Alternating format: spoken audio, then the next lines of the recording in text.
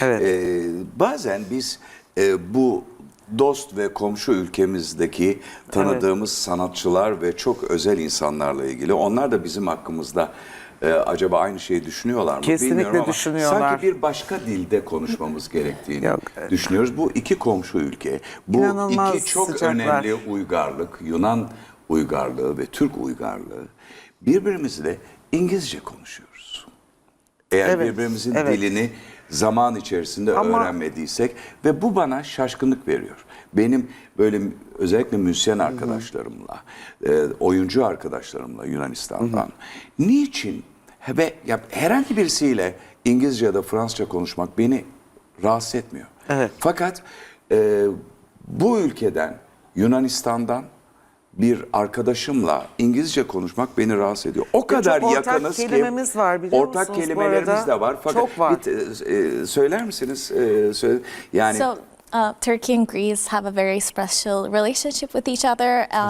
Very similar heritages, very similar cultures, Of course. very similar music and everything. I know.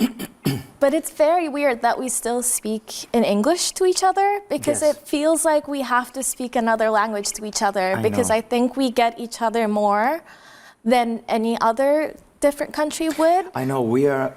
I mean, for us, I mean, we cook the same way in a sense because we are great neighbors. I mean, only the Aegean Sea is what parts us in a sense. And my grandmother was from Istanbul, and my great grandmother was from Istanbul. So my grandmother had very good things to talk about for Istanbul, beautiful stories. So whenever I come to Istanbul, my heart opens. I feel like part of my history, part of my life was Turkish, was from Istanbul. So I feel very much like I come back home in a sense, you know. I see my grandmother, how she danced and how she cooked, you know, the lahana dolmades. Yes, Everything. everything. It's my favorite food in any case. And last night we went with Emine to eat and we had the dolmades to eat and I was like, this is how my grandmother used to cook. So for me, it's like coming back home in a sense, you know. So that's why music for me is very important because it brings people together. And you know, when I come to Bodrum, when I go to Bodrum, for example, to sing, I don't go via Istanbul. I go straight to Kos, to the island of Kos, and then I take the boat and I go to Bodrum with a boat, which is easier and it's much nicer, you know, to arrive. Bizim aslında Türkiye ve Yunanistan olarak aramızda sadece Ege denizimiz var. Ve gerçekten birbirimize aşırı yakın iki ülkeyiz. Hem lojistik olarak hem de kültürel olarak. Benim anneannem İstanbullu diyor ve onun da annesi İstanbulluymuş. Ve o yüzden İstanbul'a her geldiğim zaman evde gibi hissediyorum. Yani geldiğimde o lahana dolmaları yediğim zaman diyorum ki bu anneannem. Yani bunu, yani onun nasıl dans ettiğini gördüğümde yani gerçekten kendimi evde hissediyorum İstanbul'a geri geldiğim zaman. İçim parlıyor yani. Hani bir heyecan, bir mutluluk geliyor bana. Başka hiçbir yerde gelmeyen diyor. Peki. Burcu Hanım, hangi parçalar, eserler seslendirilecek bu konserde? Evet. 14 Aralık'ta evet. Volkswagen Arena'da. Genellikle müzikallerden eserler seslendireceğiz. Mario ile düetlerimiz var. Benim 2 tane sürpriz solom var. Güzel. Ve Puccini'nin Gianni Schicchi operasından Lauretta'nın aryasını söyleyeceğim. O mio babbino caro. Bir yandan da ülkemizdeki hayranlıkla seyrediyorum hem opera seyircimizi hem de operadan alınmış önemli parçaların, aryaların böyle bir çeşitlilik içerisinde konserlerde seslendirilmesine. Hakikaten opera izleyicisi ben şaşkınlıkla ve hayranlıkla seyrediyorum. Evet. Bir operaya geldiğinde diyelim ki Tosca'yı izleyecek ya da bir başka eseri. O eserin aryanın kendi sevdiği aryasının çıkmasını bekliyor, gelmesini bekliyor. Onunla beraber mırıldanıyor. Ve mutlaka o eserin librettosunun farkında. benim gibi salak gibi oradan telefondan Google'layıp şimdi hangi sahne falan demiyor. Üstelik ben utanılacak bir şekilde konservatuvar mezunuyum. Bu opera kültürsüzlüğüme dikkat çekmek istiyorum bu açıdan. Ve eseri çok iyi biliyor, librettoyu çok iyi biliyor.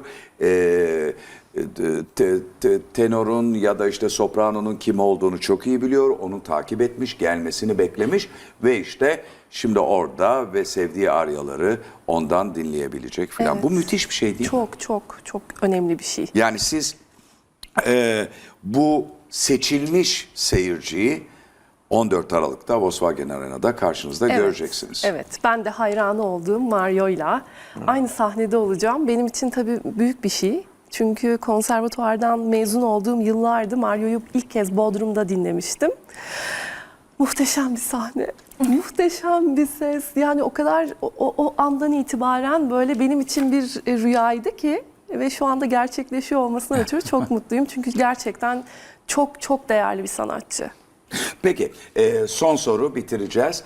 Mario'ya sorar mısınız? Acaba tenorlar mı yakışıklı oluyor? Yani bu ses rengiyle güzelliğin bir alakası var mı? Yoksa konservatuvara yakışıklıları mı alıyorlar tenor için? Tenor olmaları için. What kind of tenor am I? So are tenors also very handsome?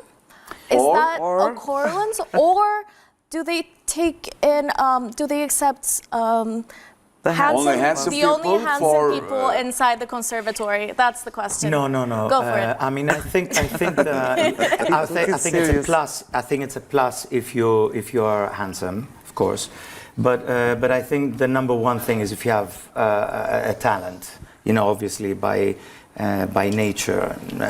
But the most important thing is that you study a lot. You know, as a young person. And of course, you know, if you're good looking and you're a tenor, then you're in luck, because it means you get all the good leading roles as a young person, and it's a good thing. I was lucky that way in that sense. But I think opera is changing now, you know. So I think a lot of young people are geared towards opera, and a lot of young people are encouraged to study opera. You know, both tenors, soprano, basses, baritones are more encouraged to study. And you don't have to be good looking, you have to be young and willing to study and willing to work hard.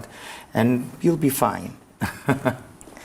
Önemli olan şey yetenek diyor. Tabii ki güzel oluyor olmak çok büyük bir artı diyor. Yani genç bir mezun olarak konservatuvardan başrolleri kazanmak için tabii ki yeteneğimiz çok önemli ama aynı zamanda da güzel görünüyor olmak her zaman büyük bir artı diyor. Ama önemli olan şey çalışmak. Evet ve ne güzel ki opera, hem kurumsal operalar hem de bu önemli sanat dalı sinemadaki gibi tiyatroda izin vermez, operada izin vermez. Yeteneksiz ama güzel insan barınamıyor. Operada bu da çok değerli bir şey. Yani sizin konserinize 14 Aralık'ta Volkswagen Arena'ya gelenler hakikaten iki büyük talent, iki büyük yetenek görecekler. Çok teşekkür ederim. Biz teşekkür ederiz. Için Emineciğimle tekrar bir programda Aynen. böyle Çok, yan çok yana teşekkür aynı masada ederim. Aynen, olmaktan bu büyük dolayı bir da anı olarak, çok evet, mutluyum. çok. Böyle bir anımız Aynen. oldu hep birlikte. Haftaya görüşmek üzere.